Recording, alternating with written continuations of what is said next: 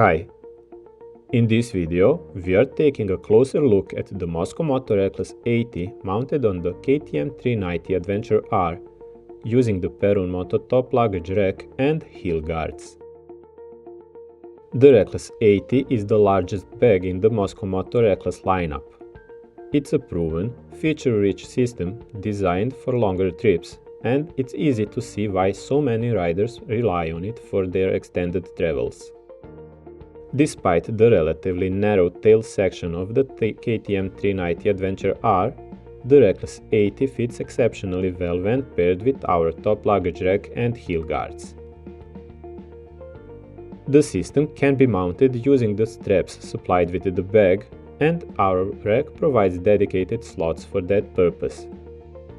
However, we strongly prefer using the Mosko Moto Gnoblin for this setup, simply because of the speed and ease of installation. The Gnoblin is a separate product and needs to be purchased directly from Mosko Moto.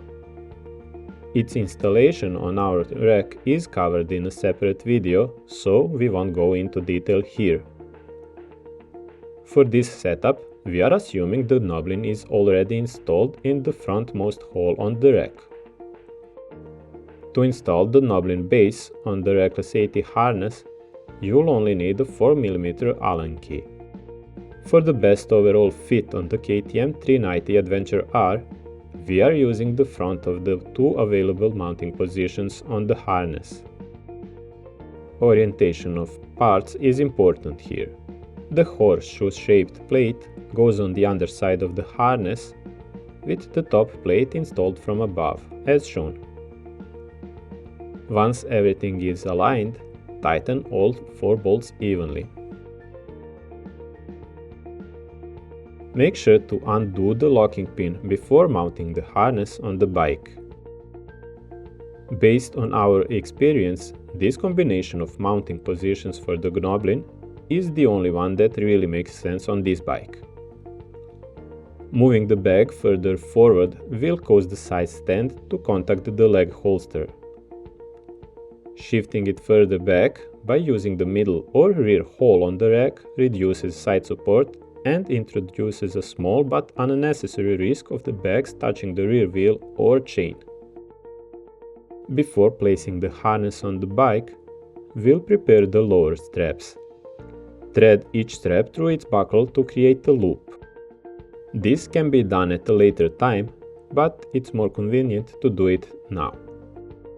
With all this done, we'll time the actual installation. Set the harness on the rear of the bike, align it with the Gnoblin and push it forward gently until it clicks into place. Before moving on, check that the upper straps and buckles haven't been trapped between the harness and the bike. Next, move on to the lower straps. Thanks to the quick release slots on our heel guards, there is no need to thread the entire strap through each time. That's why we created the loops earlier. Making sure the strap isn't twisted, insert the lower end of the loop into the quick release slot at the top of the heel guard. Tension both straps lightly at first, alternating from side to side, and then tighten them evenly to keep the harness centered. Once the fit is dialed in, the excess strap length can be trimmed for a cleaner look. Finish the installation by tightening the Gnoblin locking pin. Working at a relaxed pace, the entire mounting process took around 1 minute and 10 seconds. Now we can load the dry bags into the side holsters. The holsters are spacious, so the bags slide in easily. Roll the top at least 3 times and clip the buckles to the harness straps. Keep in mind that the roll tops buckle directly to the harness and not to themselves.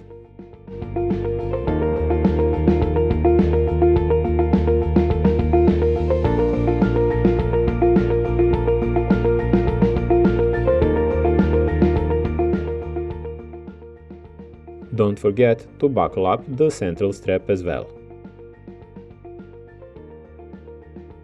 Once that's done, tighten the compression straps if needed. Repeat the same procedure with the other bag.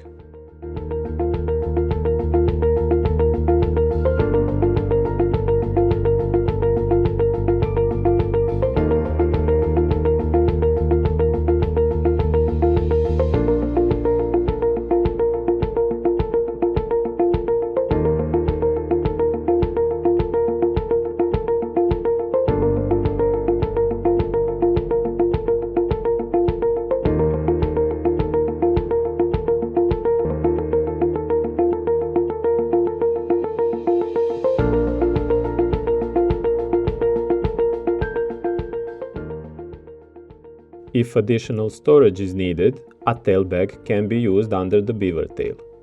Here we are using a Stinger 22-liter bag. The Velcro panels hold it in place during positioning.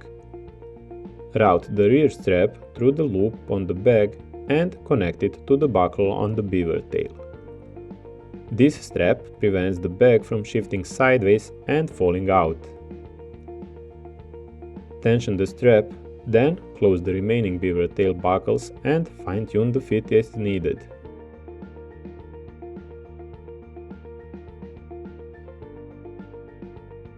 Securing all 3 bags took 2 minutes and 20 seconds, for a total mounting time of 3.5 minutes. Not bad. If the lower straps haven't been trimmed, make sure to secure the loose ends. Using the Velcro loops built into the straps is the cleanest solution for this. Repeat the process on both sides. From the rider's perspective, the system stays out of the way while seated. The only noticeable contact happens with the tail bag, when moving all the way to the back on steep descents. The rider shown here is 188 cm tall, or 6 foot 2. If you are wearing a larger backpack, space becomes more limited even while seated. In that case, removing the tail bag is usually the better option. Overall, the Reckless 80 works extremely well on the KTM 390 Adventure R when installed as shown. The setup is stable and well supported. Thanks to the narrow front profile of our top luggage rack, the harness sits securely without creating pressure points, which helps extend its lifetime. Using the Gnoblin together with the quick-release slots on our heel guards is a real game changer when it comes to mounting speed and ease of use. Thanks for watching, and as always, thanks for choosing Perun Moto.